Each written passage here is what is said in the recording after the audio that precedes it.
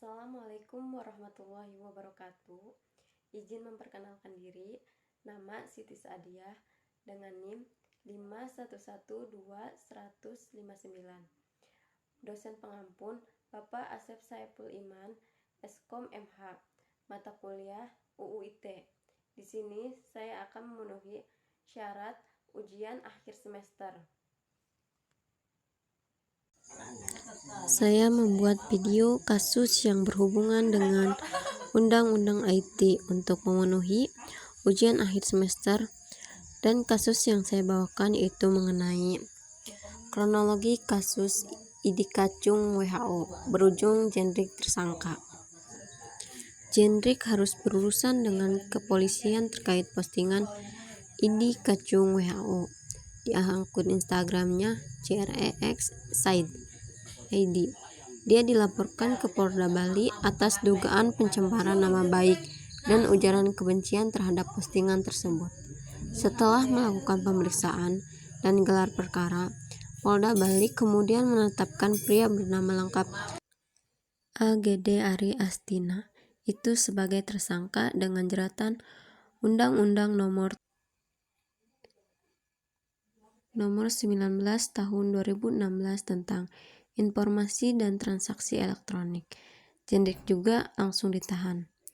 Kasus ini bermula ketika penabuh drum Superman is Dead atau Side itu mengunggah sebuah gambar tulisan pada akun Instagramnya Sabtu 13/6 lalu. Tulisan dalam gambar itu berbunyi, "Gara-gara bangga jadi kacung WHO, ID dan RS seenaknya mewajibkan semua orang yang akan melahirkan dites COVID-19. Sudah banyak bukti jika hasil tes sering ngawur, kenapa dipaksakan? Kalau hasil tesnya bikin stres dan menyebabkan kematian pada bayi atau ibunya, siapa yang tanggung jawab?"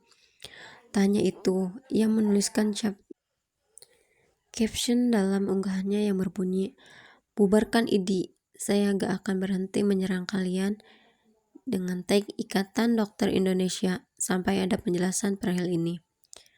Rakyat sedang diadu domba dengan ID atau RS.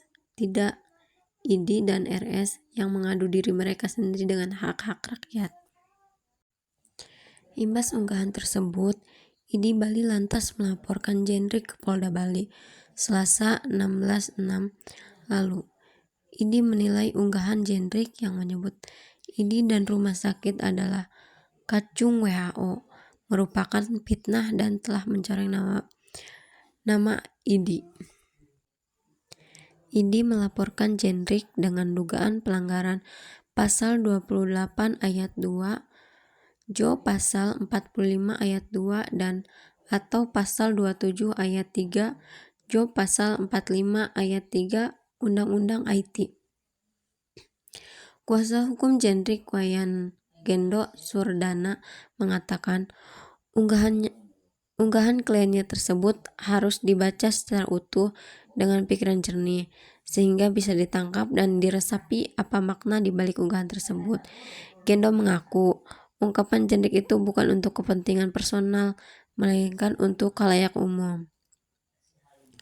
Polda Bali kemudian memproses laporan ID. Kabid Humas Polda Bali Kombes Syamsi mengatakan Jendrik mangkir pada panggilan pertama. Kemudian, Polda Bali melanjutkan pelaporan kasus ini dengan memeriksa 6 orang saksi pada Rabu 5/8 lalu. Saksi itu terdiri dari pelapor, ahli bahasa, ahli pidana, hingga ahli IT.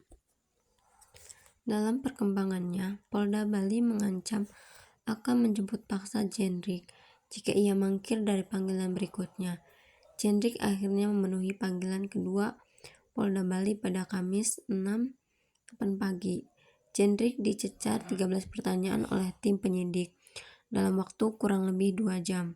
Saat itu, Jendrik mengklaim unggahannya itu tak bermaksud menghina ID. Ia menyebut unggahannya pada pertengahan Juni itu sebagai bentuk kritis atas pelayanan tenaga medis selama virus corona. Ini murni sebagai kritik dari warga negara, kata Jendrik. Ia pun juga menyampaikan permintaan maafnya secara personal untuk IDI. Kendati demikian, ia menegaskan bahwa permintaan maafnya itu tak lebih dari sekedar bentuk empati kepada IDI.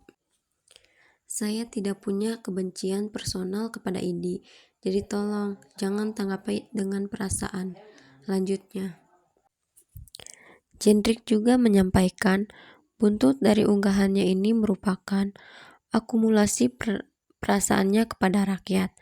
Di tengah pandemi COVID-19, sebab prosedur pemerintah yang mewajibkan untuk menyertakan hasil rapid test dalam beberapa kegiatan dan perjalanan dinilainya sebagai upaya memberatkan rakyat.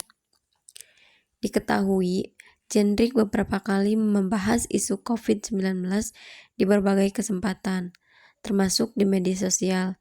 Ia dengan tegas mengatakan tidak percaya dengan keberadaan virus COVID-19. Jendrik juga menyebut virus corona tak lebih dari konspirasi. Ia menilai pemerintah sengaja menakut-nakuti rakyat dengan narasi yang selama ini disampaikan. Gugus tugas COVID-19. Merespon teori konspirasi, Ahmad Yuryanto saat masih menjadi juru bicara pemerintahan untuk penanganan COVID-19 mengatakan pernyataan publik figur terkait virus corona dan isu teori konspirasi di dalamnya tak berdasarkan data dan fakta. Yuri menilai pernyataan mereka terkait konspirasi di virus corona bertujuan untuk membangun ketidakpercayaan masyarakat kepada pemerintah dan tergolong hoaks alias berita bohong. Tegas saja drummer Sid, apakah followersnya yang 2 jutaan juga ikut-ikutan seperti dia?